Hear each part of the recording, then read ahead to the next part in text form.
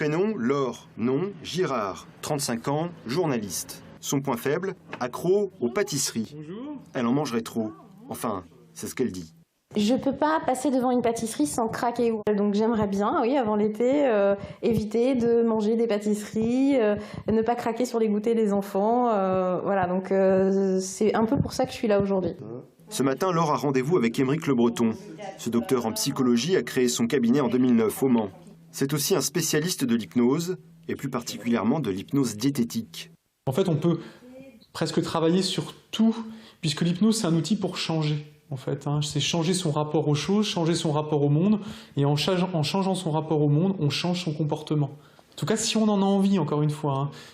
Après un bref entretien, la séance commence. Quand vous sentirez vos yeux qui fatiguent, vous pourrez vous laisser aller. À cet instant, Laure entre dans ce qu'on appelle un état modifié de conscience. Une sorte de rêve dont elle ne pourrait pas sortir, dont elle ne veut pas sortir. Elle s'y sent bien. Et là, en imagination, vous avez la possibilité de manger autant que vous le souhaitez. En fait, j'essaie de lui faire découvrir que son goût pour les pâtisseries, en fait, il est lié à autre chose, qui est plus important. C'est plus des souvenirs où elle était bien, où elle se sentait heureuse. Et du coup, la pâtisserie n'est qu'un chemin pour elle pour accéder à cet état, mais en fait, elle peut y accéder tout simplement par le souvenir, par la pensée, sans avoir besoin de manger cette pâtisserie. Au bout de 20 minutes, le réveil. Waouh! J'étais quasi de la réussite. Tu y étais? Ouais. J'entendais le tram et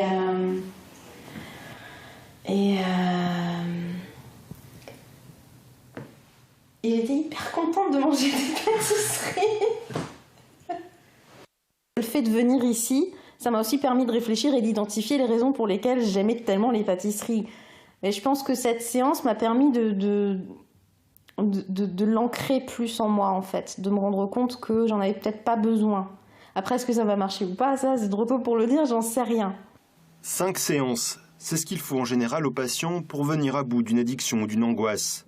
Selon les détracteurs de l'hypnose, cette technique ne permettrait pas de guérison durable.